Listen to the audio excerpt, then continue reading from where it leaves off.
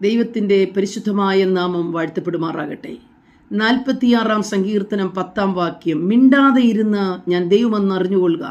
ഞാൻ ജാതികളിടയിൽ ഉന്നതനാകും, ഞാൻ ഭൂമിയിൽ ഉന്നതനാകും.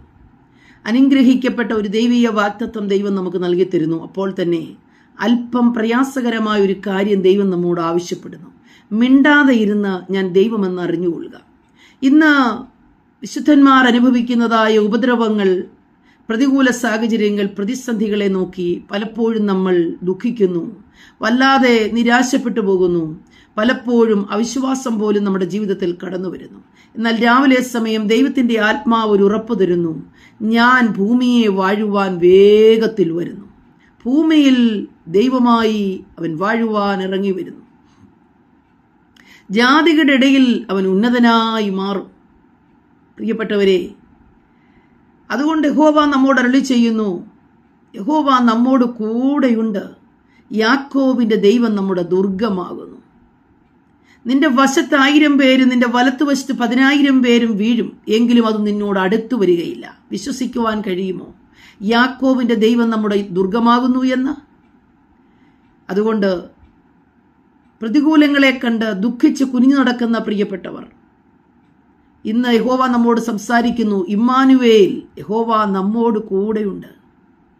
നമ്മുടെ പ്രതികൂലങ്ങളെ കാണാതെ ഇരിക്കുന്ന ദൈവമല്ല, നമ്മുടെ ജീവിതത്തിൻ്റെ സങ്കടങ്ങളെ കേൾക്കാതെ ഇരിക്കുന്ന ദൈവമല്ല.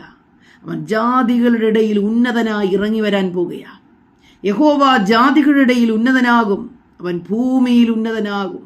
ഭൂമിയെ വാഴുവാൻ സർവശക്തനായവൻ വേഗത്തിൽ വരും. നമ്മുടെ കർത്താവായ യേശു ക്രിസ്തുവിൻ്റെ 1000 ആണ്ട് വാഴ്ച അതിവേഗത്തിൽ സംഭവിക്കാൻ പോകുകയാണ്. ഇന്ന് രാവിലെ സമയം ജാതികൾ നമ്മെ ഉപദ്രവിക്കുമ്പോൾ പരിശുദ്ധാത്മാവ് പറയുന്നു, മിണ്ടാതെ ഇരുന്ന് യഹോവ ദൈവമെന്ന് കണ്ടുകൊള്ളുക. അല്ല, നമ്മുടെ ദൈനംദിന ജീവിതത്തിലെ പ്രതികൂല സാഹചര്യങ്ങളെ നോക്കി വല്ലാതെ ഖേദിക്കുന്നുവെങ്കിൽ ദൈവം പറയുന്നു, ഞാൻ നിങ്ങളോട് കൂടെ ഇരിക്കുന്ന ദൈവമാ. യാക്കോബിന്റെ ദൈവം നമ്മുടെ ദുർഗമായിരിക്കുന്നു.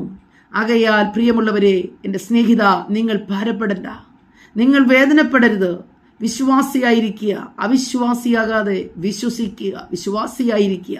ഉപദ്രവം ഹേതുവായി ദുഃഖിച്ച് കുനിഞ്ഞു നടക്കേണ്ടി വരുന്നു എന്ന് വിചാരിക്കേണ്ട. ഇതിനെയെല്ലാം, ഈ സങ്കടങ്ങളെ സന്തോഷമാക്കുന്ന ഒരു ദിനം ഇത് അടുത്തു വരുന്നു.